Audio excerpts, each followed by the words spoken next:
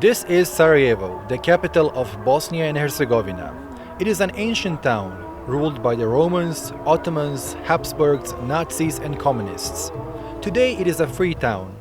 Bosniak Muslims, Serbs, Croats and Jews live and mingle here. The city's skyline is dotted with churches, mosques, cathedrals and synagogues. However, scars of war are everywhere.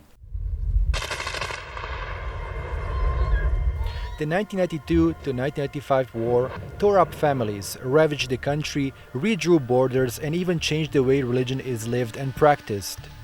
Innocent Muslims found themselves targets of a genocidal Serbian campaign, while the country's territory became prey to irredentist claims by neighboring Serbia and Croatia. The war made many Muslims realize they were targeted simply because of their religious affiliation, even though many never practiced their faith. Back in 1992, the Bosnian government, realizing no help was coming from the West, turned to Middle Eastern states.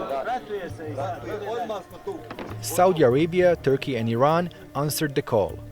The financial, diplomatic and military assistance was a lifesaver to a newly independent country that was not only under attack, but without any real friends or allies. Professor Zuhdija Adilović remembers those years well. He was one of the first Bosniak Muslims to study in Saudi Arabia back in the late 1980s and was completing his master's thesis when the war in Bosnia broke out. I had just completed my master's degree in Saudi Arabia when the war broke out in Bosnia. I believe that the greatest advantage, if we can call it as such, of the war in Bosnia was that it broke out in an era of intense information flows.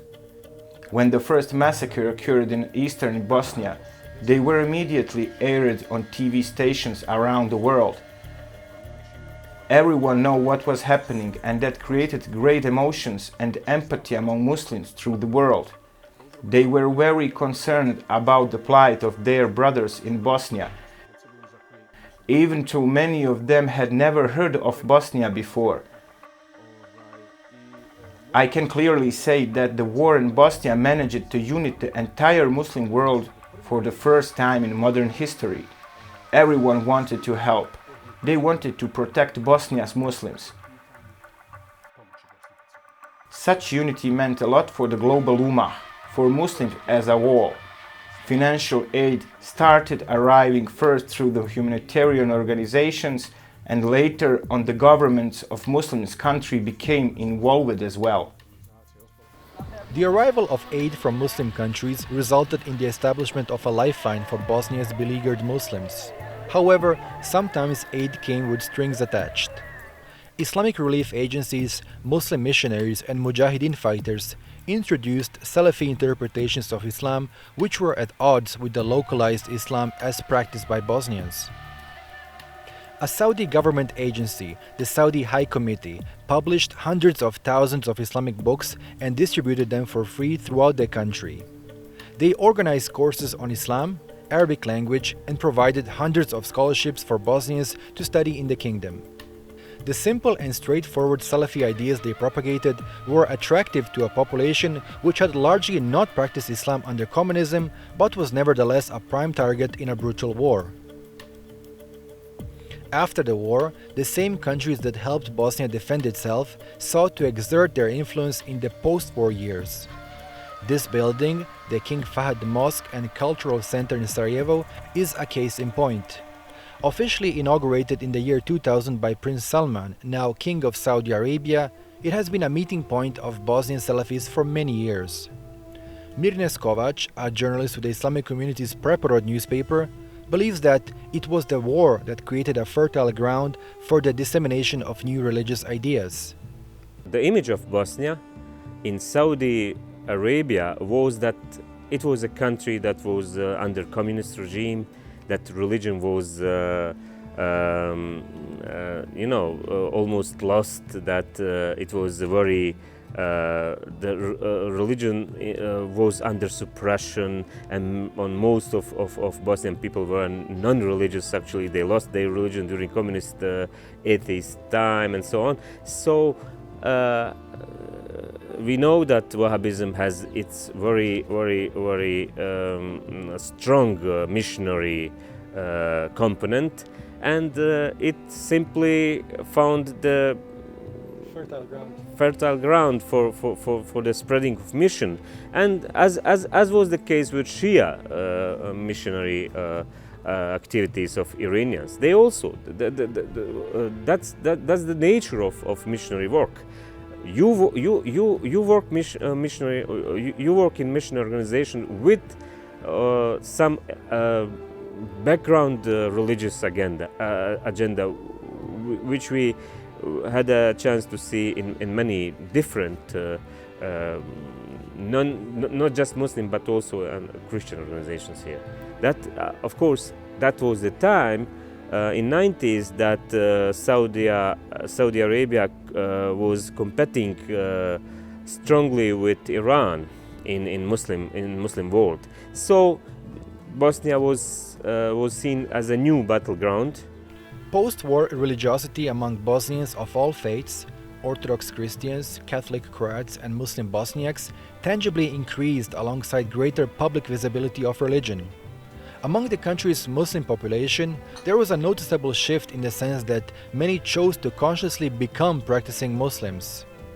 Foreign factors saw this as an opportunity and sought to capitalize on the post-communist spiritual awakening. Foreign Islamic organizations published books, organized summer schools, and lectures on Islam. However, providing scholarships for Bosnians to pursue their university degrees in Islamic studies abroad proved to be an effective tool. The number of Bosniak Muslims studying in Saudi Arabia, Egypt, the Emirates, Turkey, Malaysia, and Iran significantly increased, numbering hundreds. Many of them, particularly those studying in the Gulf, adopted Salafi interpretations of Islam and disseminated such ideas upon returning home. Some openly challenged and continue to challenge the authority of the mainstream Islamic community in Bosnia, accusing it of un-Islamic practices. Semir Mujkic, an investigative journalist based in Sarajevo, attributes Salafi success to a number of socio-economic and political factors. It has much clearer message than Islamic community because it's addressing problems of young people in much more interesting way for them, because it's bringing them religion in completely different way than Islamic community is actually doing that. Islamic community is actually aware that this is a secular country and that the presence of religious life is not an overwhelming, should not be a part of every minute of your life. And Salafi preachers have completely opposite way of looking at that. The religion is something that you should be occupied all the time, through the whole day. And a lot of people in Bosnia, when I talk to them, when I ask them actually, the Salafi preachers, mostly in non-formal conversations, since they are not willing to be in front of the camera and talk on the record, when I ask them and people around them, what do you think why you are so successful? And they actually said that people here are looking for answers. People have been through war, through poverty, they have a lot of different problems in their life and they are looking for answers, and they are looking for quick and easy answers. And these Salafi preachers have those answers, and that's why these young people are so interested in that. But we cannot look at it as simple as that these are people who don't know anything about religion, and whatever you tell them, they will accept it. As you said, there are more and more young, well-educated people who know the difference but are still attracted to this. Along with Turkish Neo-Sufi influence and Iranian attempts at disseminating Shia Islam, Saudi Salafism is a key marker of the post-war Islamic scene in Bosnia and Herzegovina. Tensions and friction have erupted on a number of occasions between the Islamic community and various Salafi currents. However, many observers say that its public visibility has been disproportionately larger compared to the numerical presence of Salafis in the country. One reason could perhaps be the rather conspicuous outward looks Salafis prefer, which stand out compared to the rest. This has drawn the attention of many Western journalists who tended to securitize the Salafi presence in their reporting. Professor Sead Turcalo is the Dean of the Faculty of Political Science in Sarajevo and teaches international relations. He believes that Saudi influence has been exaggerated and that a Salafi presence does not necessarily translate into Saudi political influence. I would say that the political influence, at least now, political influence of Saudi Arabia in Bosnia and Herzegovina is overestimated. When we look at the diplomatic relations or political relations between Saudi Arabia and, for example, Bosniak member of the presidency of Bosnia and Herzegovina. If I remember well, and I think that I do, in past 10 years, we never had a meeting between the Bosniak member of presidency and of Saudi Arabia counterpart, also from the ruling family. We only had a meeting between the Croat member of the presidency a few years ago and the members of the ruling family, and at that time they gave a soft loan credit to Bosnia and Herzegovina for some hospitals in Mostar, and it was even the sign that I would say a sign to the Bosniaks that the Saudi Arabia is not really satisfied what level of influence it has in Bosnia and Herzegovina. I mean, we really look too much at the Salafist and Salafi movement and try actually to translate it through our interpretation into political influence of Saudi Arabia, and it's not, from my perspective, what I saw in the field and when doing research. It's not that at the level as, for example, the influence even from some countries that we are neglecting when looking at the foreign influences in Bosnia and Herzegovina, for example, China.